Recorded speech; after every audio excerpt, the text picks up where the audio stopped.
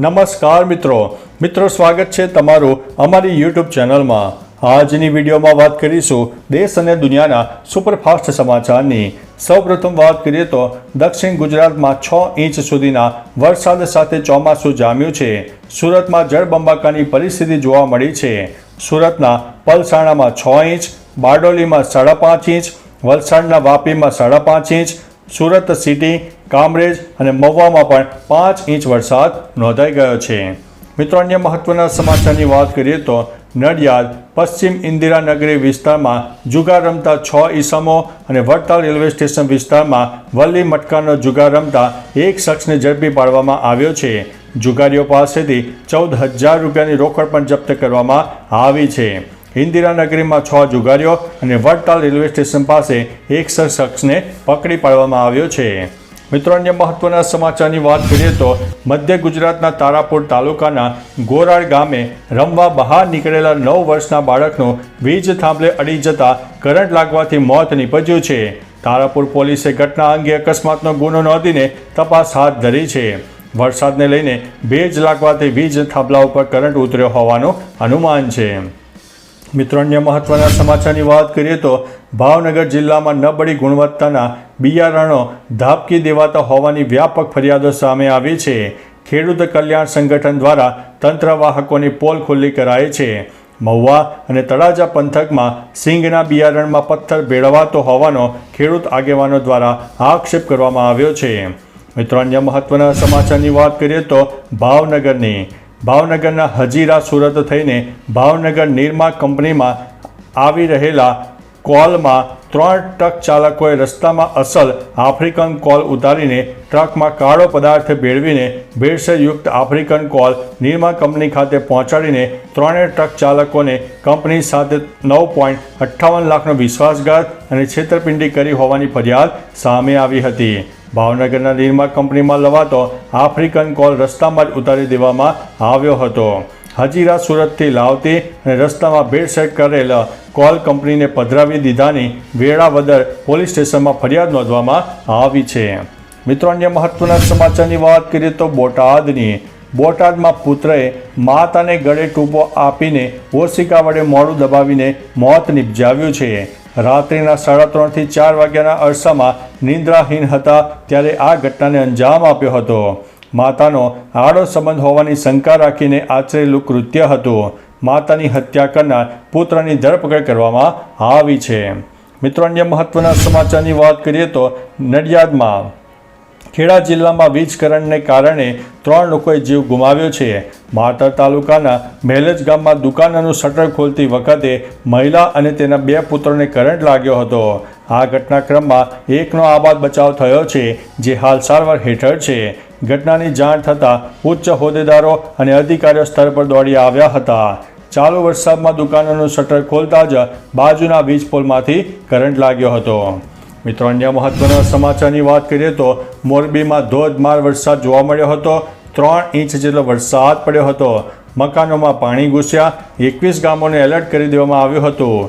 લાતી plot Sanada road વિસ્તારમાં ભરાયા હતા। કમરડૂબ પાણી। ખંભાળિયામાં 2.5, ધોરાજીમાં 2, ટંકારા અને દ્વારકામાં 1.5, હળવદ, મેંદરડા, માંગરોળ અને કલ્યાણપુરમાં 1 ઇંચ વરસાદ જોવા મળ્યો છે। મિત્રો, અન્ય મહત્વના સમાચારની વાત કરીએ તો ગુજરાત વિદ્યાપીઠમાં પરંપરા અને પ્રણાલી મુજબ વર્ષોથી સવારની સમૂહ પ્રાર્થના બાદ શૈક્ષણિક વર્ગો શરૂ થતા હતા અને સાંજ સુધી ચાલતા હતા, પરંતુ જેમાં વિદ્યાર્થીઓ ભણવા સાથે કોઈ પણ અન્ય પ્રવૃત્તિ કે નોકરી કરી શકતા ન હતા।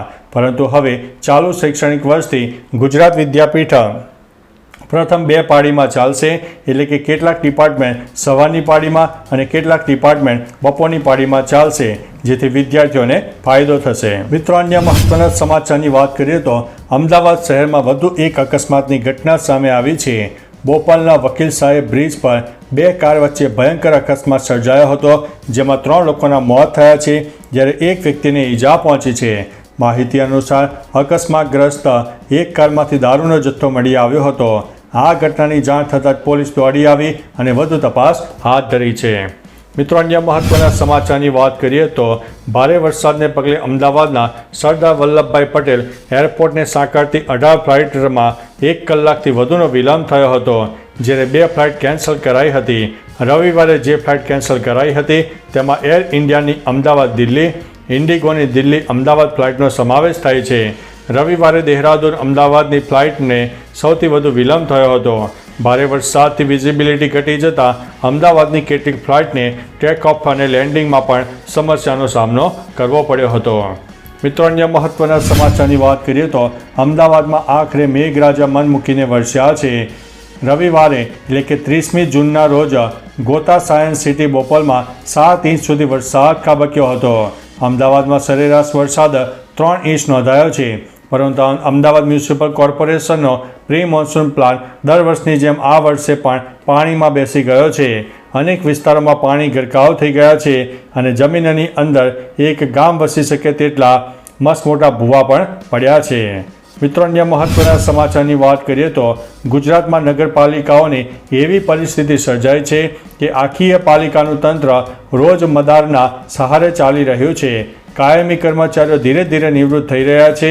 તે જોતાં એવી ભીતિ વ્યક્ત કરવામાં આવી છે કે 1-2 વર્ષમાં નગરપાલિકાઓમાં એકેય કાયમી કર્મચારી નહીં હોય.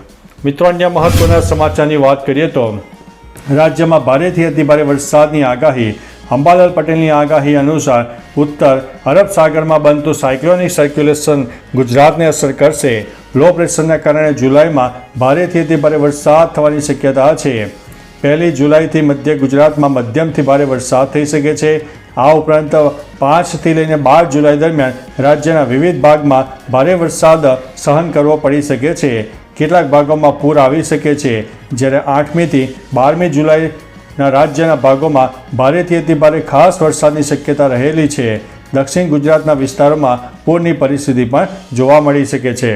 મિત્રો, અન્ય મહત્વના સમાચારની વાત કરીએ તો સુરતમાંથી પસાર થતી તાપી નદી પર રાંદેર સિંગણપોર વચ્ચે બનાવવામાં આવેલો કોઝવે ચોમાસાની સિઝનમાં પહેલીવાર ઓવરફ્લો થયો છે.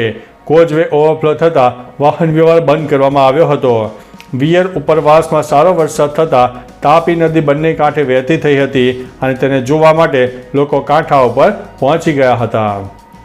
મિત્રો, અન્ય મહત્વના સમાચારની વાત કરીએ તો ગુજરાતમાં નૈઋત્યના ચોમાસાના આગમનને ત્રીજા અઠવાડિયે ચોમાસું જામ્યું છે. 30મી જૂન 211 તાલુકામાં 6 ઇંચ જેટલો વરસાદ નોંધાયો હતો. સુરતના પલસાણમાં સૌથી વધુ 6 ઇંચ, બારડોલી કામરેજમાં 5 ઇંચથી વધુ વરસાદ ખાબક્યો છે. જ્યારે અન્ય તાલુકામાં 1 ઇંચથી વધુ વરસાદ નોંધાયો છે. હવામાન વિભાગની આગાહી પ્રમાણે હજુ પણ અનેક જિલ્લામાં ભારેથી અતિભારે વરસાદ થઈ શકે છે. તો ચાલો મિત્રો, ફરીથી દેશ અને દુનિયાના સુપરફાસ્ટ સમાચાર લઈને મળતા રહીશું. ત્યાં સુધી અમને રજા આપશો. નમસ્તે.